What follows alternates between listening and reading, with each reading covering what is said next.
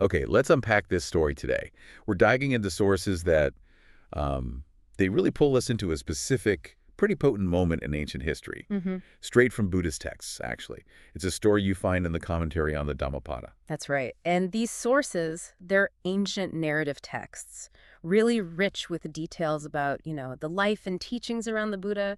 They use stories, parables. Right, accounts of interactions to get at these deeper principles. Exactly. And our mission here for this deep dive is to really pull apart one particular story.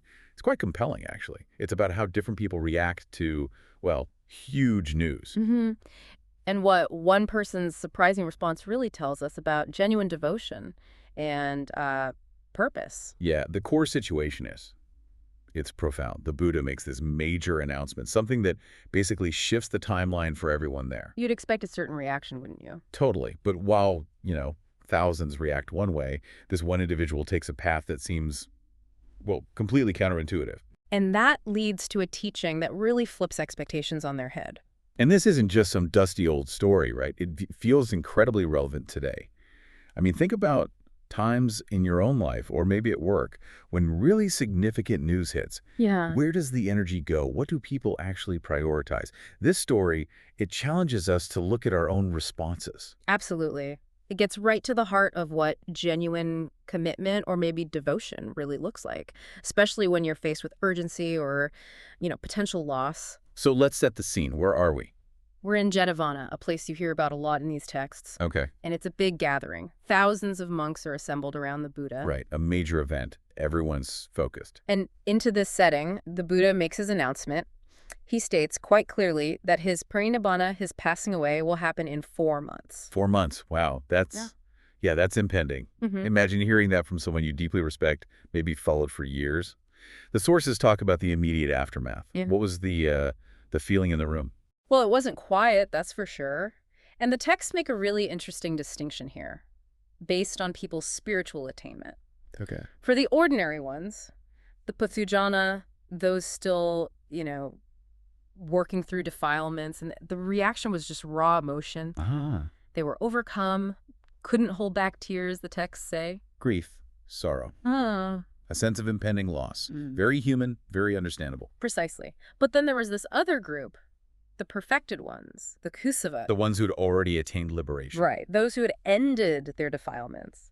Their reaction is described very differently. It's Dhammasavega. Dhammasavega, okay, we've heard that term. It's like a sense of urgency, but it's more specific than just panic. Right? Yeah, exactly. It's not panic at all. It's a spiritual urgency, an impetus tied to the Dhamma itself, the truth of impermanence, suffering, non-self. So for them, the Buddha's passing wasn't just sad news. It was more like a powerful, immediate reminder of the goal, the path, the ultimate nature of things. Okay, so you've got thousands reacting with tears and grief, and a smaller group feeling this sharp spiritual urgency. How did that actually play out? What did people do? And that's where the story gets really interesting. The sources say most of the monks, probably the ordinary ones, they immediately grouped together, Right. consulting each other, asking, again and again, what shall we do? What's the plan? They huddled up, seeking comfort together, maybe trying to figure things out. That feels incredibly relatable. Big news hits, you talk it through with others. It does, very natural social response. But this is exactly where our main character, Dhammarāma, stands out. His behavior is completely different. Dhammarāma. Okay. And he didn't join the huddle. Not at all. The sources are clear. He did not join these groups. He did not consult with the others. He stayed by himself. Which must have looked really strange from the outside, maybe even cold, like he wasn't affected. Yeah, and when the other monks asked him why he wasn't with them, he didn't even reply directly at first. He was clearly preoccupied. With what? His focus was intensely internal. And the source material is great here because it actually reveals his thinking process. Oh, why he acted this way. He was thinking, okay, the Blessed One, the Buddha, is passing away in 4 months, and I am still avitargo. Avitargo, meaning? Not yet free from defilements, not free from craving. He looked inside and saw his own spiritual work wasn't done. Ah, okay, so his priority became crystal clear. And utterly urgent for him. While the Buddha was still alive, he must strive diligently. His immediate goal, attain Arahantship, full liberation before the Buddha passed. And how did he plan to do that? By reflecting upon, contemplating, remembering the Dhamma the Buddha had taught. That was the path. He stayed alone precisely to focus every bit of his energy on that. So he wasn't being antisocial. No, he was being incredibly focused on the actual task the teachings had set out, using the news as fuel, really. Wow. So while others focused on the external event, the Buddha's passing, the social reaction, the grief, his focus was totally internal, accelerating his own path because of the urgency the news created for him. It's a completely different perspective. It is, and it really highlights that the urgency part of Dhammasavega isn't just a feeling, it's a drive to act on the path. But this solitary behavior, this intense focus, it didn't go unnoticed by the monks who were all grouped together. Of course not. It stood out like a sore thumb. The other monks watched him and, well, looking through the lens of their own reactions, grief, seeking comfort, they saw his behavior as a lack of affection for the Buddha. They interpreted his practice as coldness or indifference. That's such a human thing, isn't it? Projecting our own expectations onto how others should react. It really is. And because they saw it that way, they took action. They went and reported him to the Buddha. They reported him. Seriously. What did they say? Basically, they told the Buddha that Dhammarama wasn't showing any love or affection, that he wasn't consulting with them about what to do now the Buddha was leaving. Pretty much, he's not grieving with us, he's not talking with us, he must not care like we do. Okay, so now this is the moment of truth. The Buddha hears this report. These monks think Dhammarama is being disrespectful, uncaring. What does the Buddha do? Does he tell him off for being aloof? And here's where the story takes that really surprising turn. The Buddha summoned Dhammarama, asked him straight up if the report was true. Was he acting this way? Separating himself? Seeming uninterested in their collective grief. And Dhammarama. Did he deny it, make excuses? Nope. Direct and honest, he confirmed it. Yes, that's true. He didn't try to spin it. Okay. He owned it. Then the Buddha asks the key question. Why?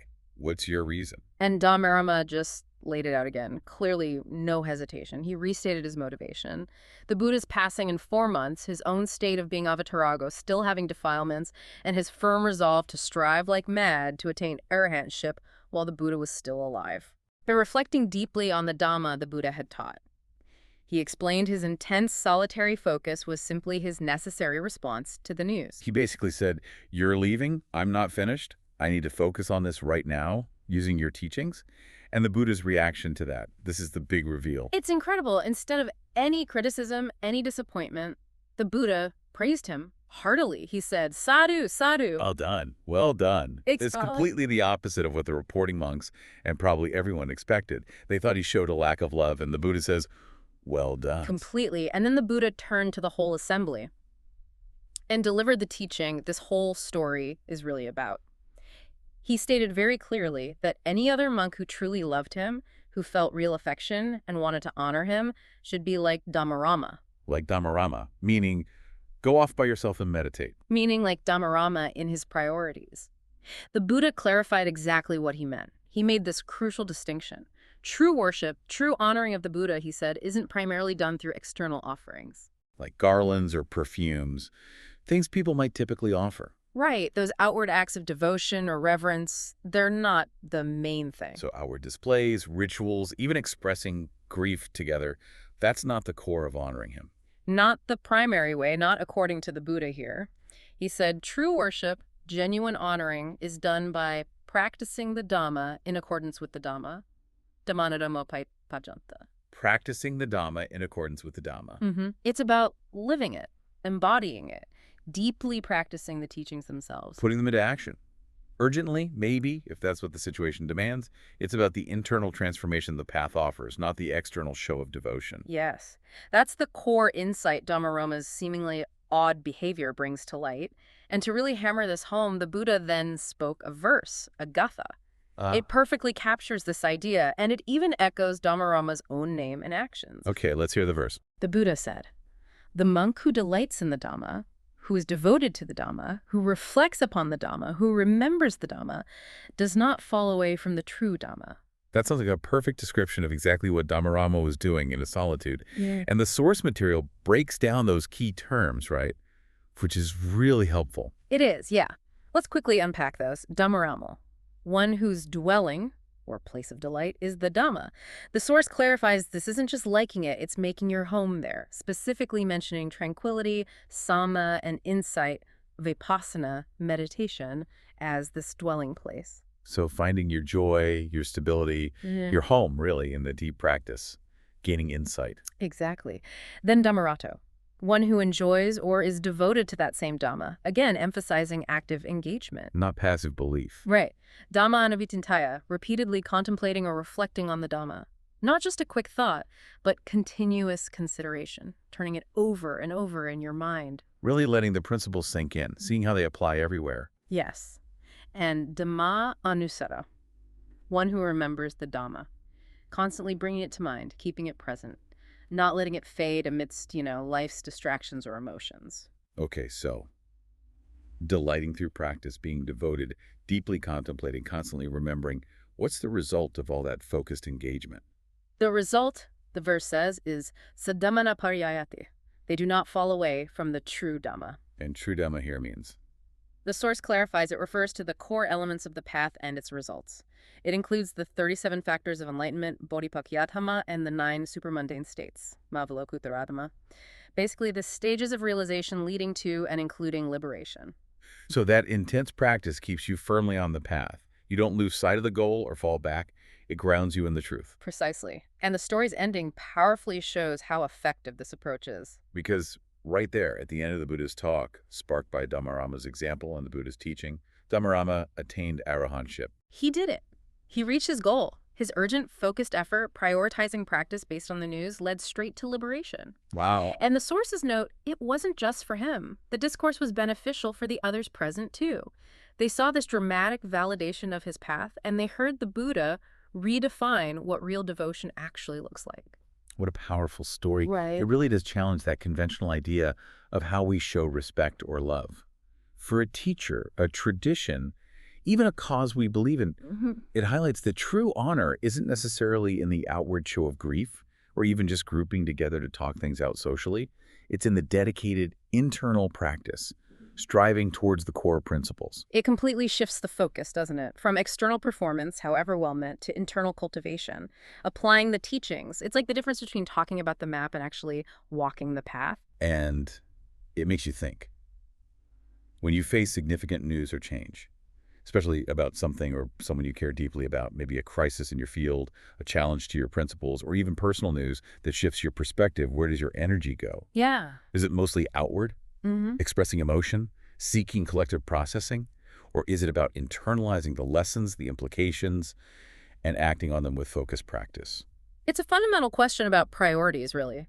Is the response primarily social and emotional, or is it deeply personal and rooted in actually doing something based on the knowledge or principles involved? Which leads to a final thought for you to maybe mull over. How does prioritizing that kind of intense internal cultivation and focused practice, like Dhammarama did, how does that redefine what it means to be a truly devoted follower, or maybe just a dedicated learner of any tradition or body of knowledge? Is it about performing belonging to the group, or is it about embodying the principles yourself? Something to think about.